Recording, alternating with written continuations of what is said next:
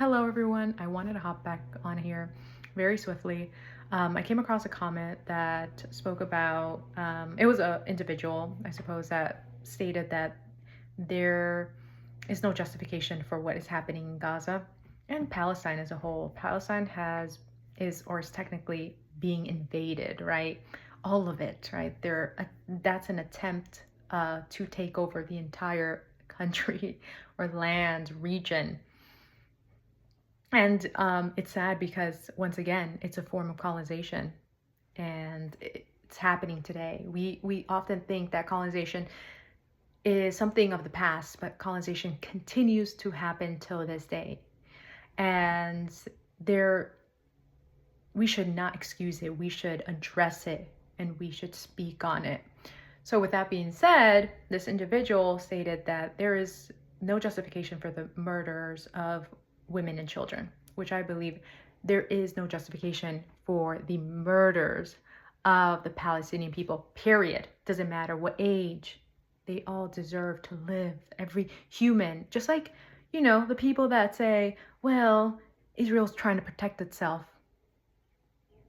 But, I mean, Israel is what they like to claim, this chosen people. Do they not know their word? Let's start there, because I'm well aware that the Ten Commandments specifically says, thou shalt not kill, right? So let's start there, right? We always want to justify wrongdoing just because, and this is something I talk about as well, where it's like the Jewish people, and it's very complex, just because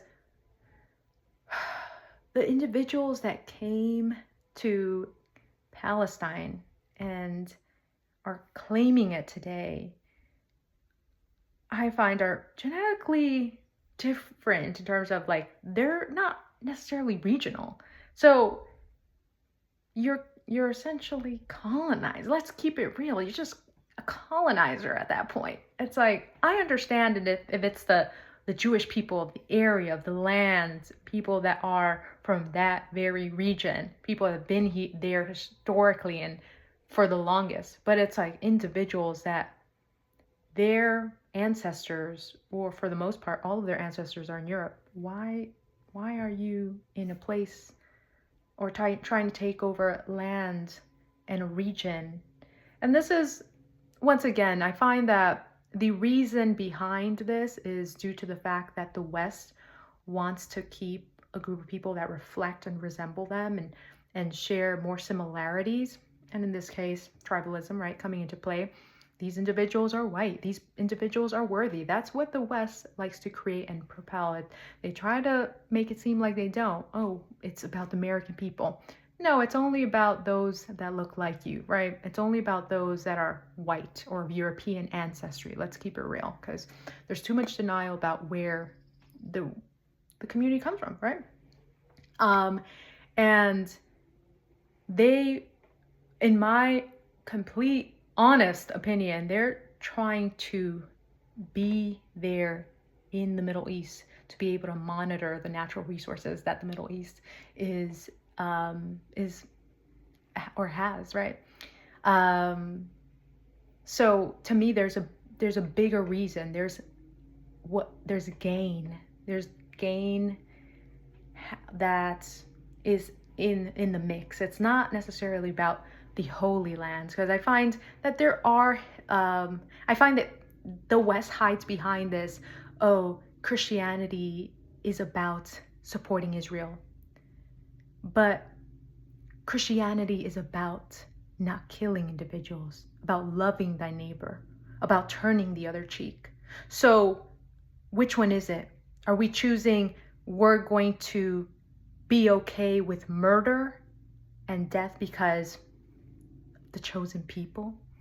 And I have my reservations regarding Allah, and this is why I say I am no longer tied to organized religion, but I am also a PK kid. I'm gonna keep it real. And I grew up in the faith, and I went to I studied theology for a year. So I know about all that, and I understand that the Christian community is very pro-Israel many times, but where's that fine line of, okay, this isn't this and this shouldn't be about Israel. This should be about what is and what are Christ's teachings, and do they align with now supporting Israel? Because I just find that it's a reason for them to justify protecting, in my opinion, individuals that look like them or resemble them. And those are the only individuals that deserve the mercy. But Christ, when he was on earth, who did he walk with? He walked with those that were marginalized, that were outcasted. He walked with the ones that were not welcomed, right, by society. And that was his message. His message was, yeah, I don't align with this holier than thou. I don't align with these ideas and beliefs. And the Pharisees, the Sadducees, those that were leaders, religious leaders of the time, thought they knew it all. They had it all because they lived a holy life. And I find that those that are within the Christian faith and support, right, Israel and are willing to justify murder and evil are essentially the Sadducees and Pharisees of today's day. Because it's no longer about Christ's teachings, which were very radical also of the time. He hung out with women. He hung out with not only prostitutes, tax collectors. He healed those that were forgotten, right? Because he wasn't about the message of this world and this society and what people deem worthy. He said, I see beyond that. I see the truth. I see reality for what it is.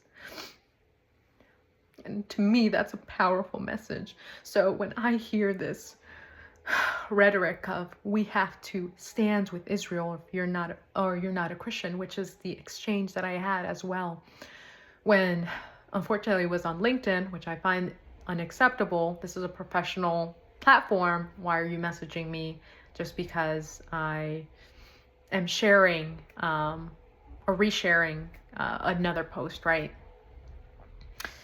That is in regards to Palestine.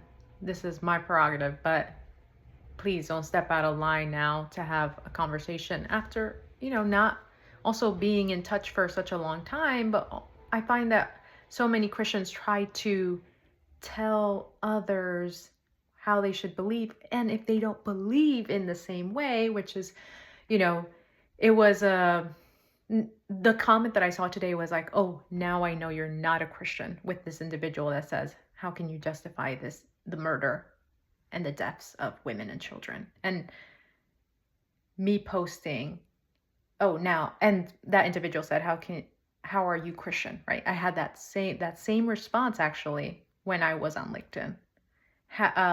Oh, you're not a Christian, I see. Sorry, sir, or and ma'am, right? Because it was not only myself that experienced that interaction, but people are responding in that way. And I've noticed this repeatedly, and it's like, do you read the Bible? Do you know Christ's teachings? Last time I checked, it strictly states, thou shalt not kill. And Christ, God, said himself, right? What are the greatest commandments of them all, right? Love thy God with all your heart, mind, and soul. And he says, love thy neighbor as yourself. Israel is essentially the neighbor of the Palestinian community, and they don't love. But it goes beyond that, right? Because it wasn't only about the neighbor that lives next door. It was about the neighbor anywhere. He was saying, love everyone. Love those that do you wrong. He said, turn the other cheek. But once again, we want to claim Christianity and cherry pick Christianity, right? And I myself am not, or don't align with Christianity, but I know that much. I know that what Christ was preaching just seemed too far-fetched for humanity. and people to really be able to welcome him. That's why he was killed. He wasn't welcomed because he put others before he put himself. And people don't like that. So I just want to leave it there. Like, I'm amazed at the Christian community. I'm amazed. It should be shameful. This is where I come from. This is what I was raised learning and knowing.